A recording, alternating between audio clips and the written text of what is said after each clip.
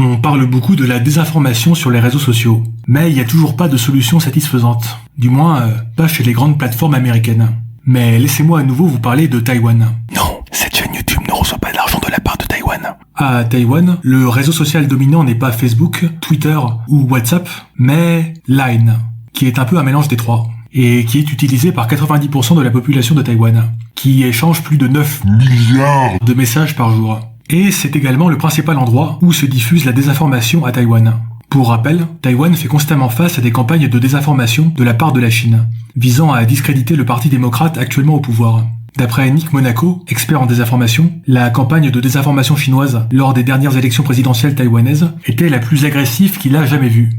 Mais qu'est-ce qui différencie Line de Facebook, Twitter ou WhatsApp ? Eh bien, c'est la première plateforme avec un outil de fact-checking directement intégré. Les utilisateurs peuvent signaler des messages suspects et recevoir immédiatement une réponse sur leur degré de fiabilité, ainsi qu'un rapport de fact-checking complet. Si l'information signalée n'est pas dans la base de données, Line renvoie vers un éventail d'informations similaires. Et si rien ne correspond, l'utilisateur peut demander à ce que l'info soit fact-checkée, ce qui est généralement fait en quelques jours. Bon alors, rien d'extraordinaire, qu'est-ce que ça a de vraiment nouveau ? Eh bien déjà, le fait que ce soit directement intégré à la plateforme encourage fortement le fact-checking, en réduisant les frictions. Parce que s'il faut prendre ne serait-ce que 30 secondes pour faire une recherche Google, on a déjà perdu les 2/3 des utilisateurs. Du coup, on a beaucoup moins d'excuses pour partager sans avoir vérifié. Et le fait que nos contacts peuvent eux aussi fact-checker en 2 clics, eh bien, cela dissuade de partager sans fact-checker. Petite pression sociale. Notez bien qu'il n'y a aucune censure ni aucune obligation, c'est juste du nudge.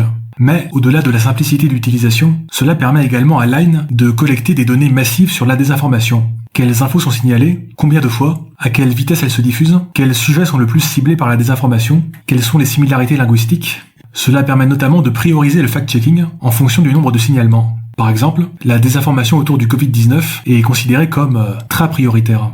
Cela permet également de publier des annonces régulières sur la page d'actualité de Line sur les informations suspectes récemment partagées, le nombre de gens qui les ont signalées, etc.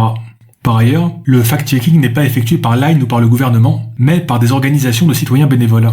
Du coup, c'est pas non plus Big Brother qui vous dit quoi penser, c'est plutôt Small Brother. Et ça résout en partie le problème des réseaux sociaux qui ne veulent pas être arbiter of truth, arbitre de la vérité. Ici, le gouvernement a stimulé la création de partenariats entre les réseaux sociaux et plusieurs organisations citoyennes de fact-checking. D'autres pays pourraient s'en inspirer, wink wink, nudge nudge. Bref, ici, on a un exemple de fact-checking volontaire et sans censure particulière, mais largement facilité et encouragé via l'intégration directe à la plateforme et rendu beaucoup plus efficace grâce aux données collectées sur le partage et le signalement de la désinformation. Alors, que pensez-vous de tout ça ? N'hésitez pas à le dire en commentaire.